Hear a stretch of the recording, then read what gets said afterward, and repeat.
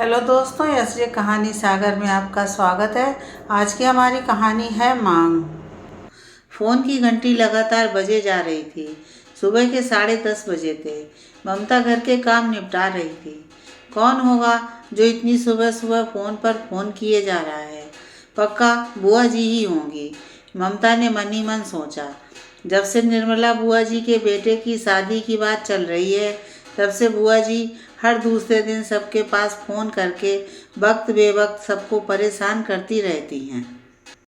फटाफट बर्तन धोकर दुपट्टे में हाथ पोंछती फ़ोन की तरफ लपकी। स्क्रीन पर बुआ जी का नाम देखकर हंसी और झुंझलाहट दोनों एक साथ उसके चेहरे पर आ गईं और वो खुद से ही बोल पड़ी, गए अब तो 1-1.5 घंटे फ़ोन पर।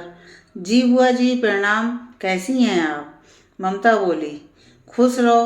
कहाँ थी भाई, कब से फ़ोन लगा रही हूँ। बुआ जी ने सवाल के बदले सवाल दागा। बस बुआ जी, घर के कामों में लगी थी। आप बताइए कैसे याद किया? ममता ने पूछा। बुआ जी तो जैसे इंतजार ही कर रही थी कि कोई उनसे पूछे।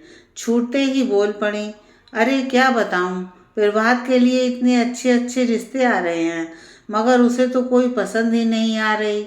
ऊपर से बोलता है शादी करूंगा तो बिना दहेज के। अब तुम ही बताओ भला, इतना पढ़ाया लिखाया बेटे को, इतने पैसे खर्च किए, हर तरह की सुविधा दी, क्या इसी दिन के लिए कि बेटा अपनी मनमानी करे? ममता कुछ कहती, इसके पहले ही बुआ जी रोने लगी और आगे बोली, तुम ही सोचो, क्या माँ बाप का कोई अरमान नहीं होता बेटे को लेकर? क्या हमारा शौक नहीं है कि हम धूमधाम से उसकी शादी करें, हमारी भी 4 लोगों में इज्जत हो? सारी जिंदगी की कमाई बेटे को लायक बनाने में लगा दी। अब जो भी हमारा है सब बेटे को ही तो देंगे, तो हमारा भी तो हक बनता है कि हम उसकी शादी में अपनी हर इच्छा पूरी करें। आखिर जो कुछ भी बेटे को हम देंगे तो आगे चलकर उसकी पत्नी का भी तो होगा। ममता इस आखिरी बात पर हतप्रत रह गई। उसने कहा, मतलब आपको दहेज चाहिए क्योंकि आपने अपने खुद के बेटे को पालने में पैसे खर्च किए हैं। बुआ जी को सच चुभ गया। वो बोली, तो हमें कौन सा अपने लिए कुछ चाहिए? जो मिलेगा वो भी तो उसी का होगा।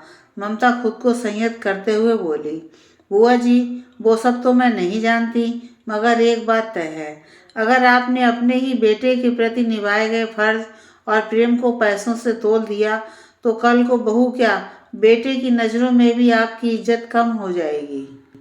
बेटा तो फिर भी हो सकता है सालों के लगाव की वजह से कुछ ना कह पाए, मगर बहू का मुंह खुलने में 1 महीना भी नहीं लगेगा। मैं भी एक औरत हूँ और मन की बात कहूँ तो मैं भी ऐसे इंसान और रिश्तों को इज्जत नहीं दे पाऊंगी। बुआ जी शांत थी। ममता आगे बोली, आप बेशक धूमधाम से शादी करिए, उसकी तैयारियां जैसे मन हो वैसे करिए, जितना तामझाम करना हो करिए, वो आपका हक है, मगर खुद के दम पर, ना कि लड़की वालों पर बोझ डालकर कि इन चीज़ों के पैसे वो दें। आपके शौक आपकी जिम्मेदारी हैं। सीधे सीधे कहूँ तो बुआ जी, या तो दहेज मिलेगा जो पलक झपकते ही खर्च भी हो जाएगा, या फिर बहू से जिंदगी भर का प्रेम और सम्मान मिलेगा जो बुढ़ापे तक हर अच्छे बुरे वक्त में आपके साथ रहेगा। फैसला आपका है। बुआ जी काफ़ी देर तक बहुत गहरी सोच में चुपचाप फ़ोन लिए खड़ी रहीं, फिर फ़ोन काट दिया। अगले दिन फिर बुआ जी का फ़ोन आया। ममता ने फ़ोन उठाया। फ़ोन उठाते ही दूसरी तरफ से बुआ जी की चहकती हुई आवाज़ आई, बिटिया जल्दी से टिकट करा लो, अगले महीने की 16 तारीख को तुम्हारे भाई की सगाई है, कम से कम 1 हफ्ते पहले आना है तुमको। सच में बेटा, कल तुमने कुछ बातें साफ साफ कहकर मेरी आंखें खोल दी। हमने फैसला किया है कि लड़की वालों से कोई मांग नहीं करेंगे। प्रभात भी बहुत खुश है। बस अब तुम भी जल्दी आने की तैयारी करो। ममता ने खुश होकर जी बुआ जी कहा और फ़ोन रख दिया। दहेज जैसी प्रथाओं पर रोक लगाने के लिए कोई कानून काम नहीं आएगा जब तक हम खुद इस पर रोक नहीं लगाते, और दहेज लेने वालों को कभी भी लड़की दिल से नहीं अपना पाती। रिश्तों की डोर टूटे ना, इसलिए वो हर कर्तव्य तो निभा देती है, पर कहीं ना कहीं उसके मन में एक दरार जरूर पड़ जाती है।